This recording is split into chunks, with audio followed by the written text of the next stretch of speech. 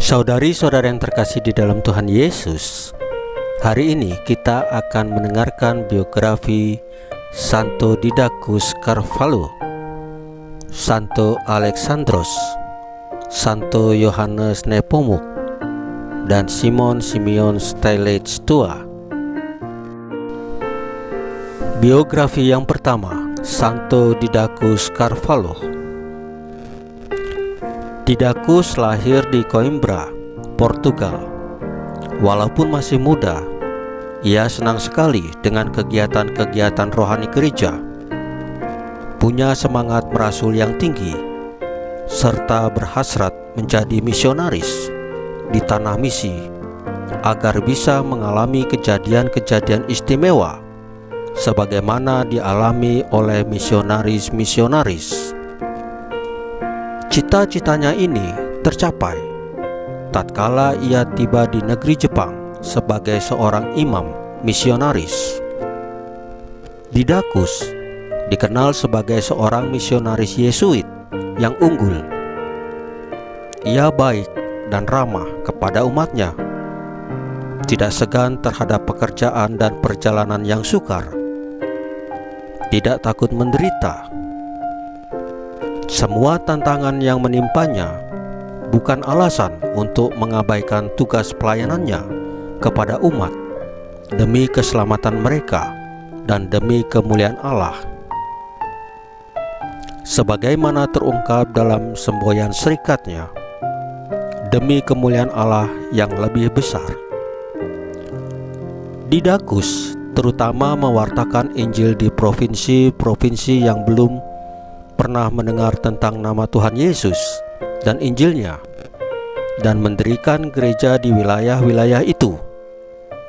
Selain berkarya di Jepang, Didacus juga mewartakan Injil di negeri-negeri lain. Penangkapan dan hukuman mati atas dirinya terjadi tatkala ia baru saja kembali dari suatu perjalanan misinya ke luar negeri. Hukuman mati atas dirinya berlangsung sangat keji. Ketika itu musim dingin. Ia dibenamkan dalam air sungai yang hampir beku.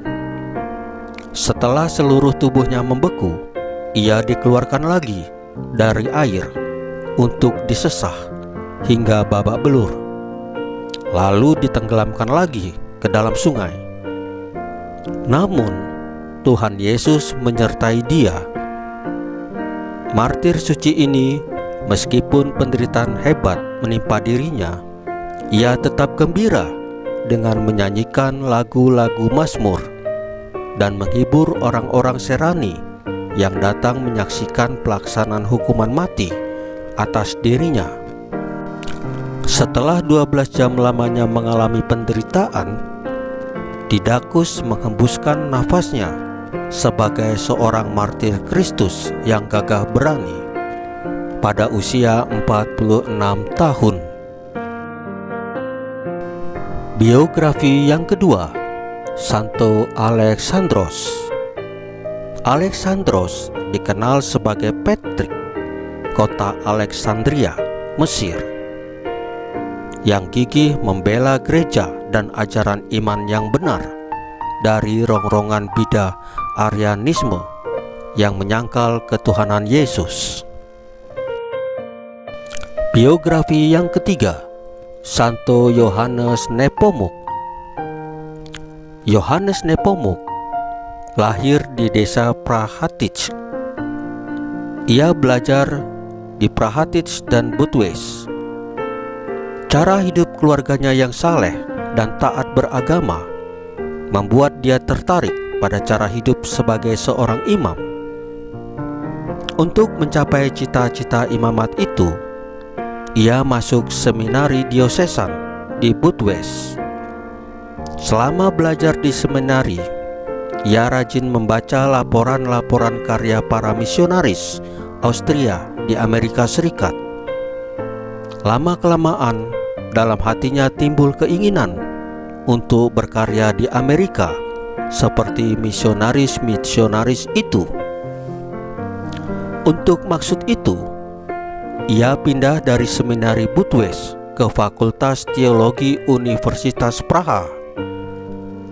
Demi keberhasilan studi dan karyanya kelak, ia dengan tekun mempelajari sendiri bahasa Prancis dan Inggris. Ia menyelesaikan dengan gemilang pendidikan di Universitas Praha. Pada waktu itu, dioses Budweis memiliki banyak imam.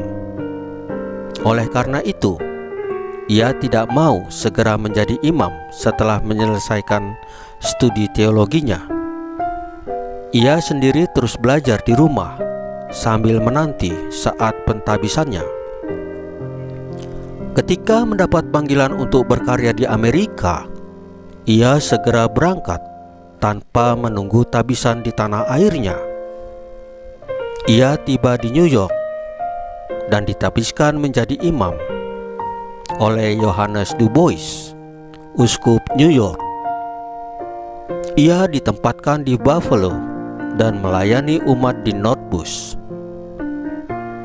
Lancaster, dan Williamsville, dan beberapa wilayah lain di sekitar Buffalo. Pada tahun 1840, ia memutuskan untuk menjadi seorang imam dalam Serikat Redemptoris. Ia diterima dalam serikat itu dan ditempatkan di Gereja Santo Yakobus Baltimore. Usaha-usahanya untuk memajukan gereja membuat namanya terkenal luas di kalangan para imam dan umat. Pada Maret 1852, ia diangkat menjadi uskup Philadelphia oleh Paus Pius IX. Ia menjalankan tugas kegembalaannya dengan penuh semangat. Secara teratur, ia mengunjungi semua paroki untuk mendorong para imam dan kaum awam dalam usaha penyebaran Injil dan perkembangan gereja. Selama masa kepemimpinannya, lebih dari 80 gereja dibangun, jumlah sekolah ditingkatkan, sebuah seminari didirikan, 5 tarekat religius baru untuk wanita dan 3 untuk pria dipekerjakan di dalam diosesnya. Pembangunan Katedral Santo Petrus dan Paulus di Logan Square, Philadelphia selesai, dan ia mendirikan sebuah cabang baru dari Ordo Ketiga Santo Fransiskus bagi para suster. Uskup Yohanes Nepomuk meninggal dunia di Philadelphia. Proses beatifikasi atas dirinya dimulai pada tahun 1886, dan pada 13 Oktober 1963 ia dinyatakan sebagai beato oleh Paus Paulus VI, dan pada 19 Juni 1977 oleh Paus yang sama ia dinyatakan sebagai seorang santo. Biografi yang keempat, Simon Simeon Steinletz II. Simeon lahir di Silisia. Ia tinggal bersama orang tuanya di daerah pinggiran kota Syria. Ketika beranjak remaja, kira-kira pada tahun 402, ia menjalani kehidupan membiara di sebuah biara pertapaan yang tidak jauh dari kampung halamannya. Meskipun masih muda, ia tidak merasa berat dengan praktek askese yang berlaku di biara itu. Ia bahkan menjalankan suatu bentuk askese yang lebih berat daripada yang dipraktekkan oleh rekan-rekannya. Oleh karena praktek askesinya tampak sangat keras, maka pemimpin biara mengeluarkan dia dari biara itu. Keputusan pahit ini dimaksudkan agar rekan-rekannya yang lain tidak terpengaruh oleh praktik askese yang dilakukan Simeon. Simeon meninggalkan biara pertapaan tersebut dan pergi ke sebuah biara yang terletak di Gunung Telanise. Setelah 3 tahun berada di biara Telanisse, ia memutuskan pindah ke puncak gunung itu. Di sana, ia mendirikan sederetan tiang sebagai tempat tinggalnya.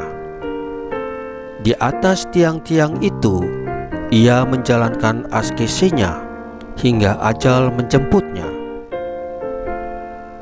Banyak orang datang kepadanya untuk meminta bimbingan rohani dan mendengarkan khotbah serta pengajarannya, tidak terkecuali kaisar dan para patriark.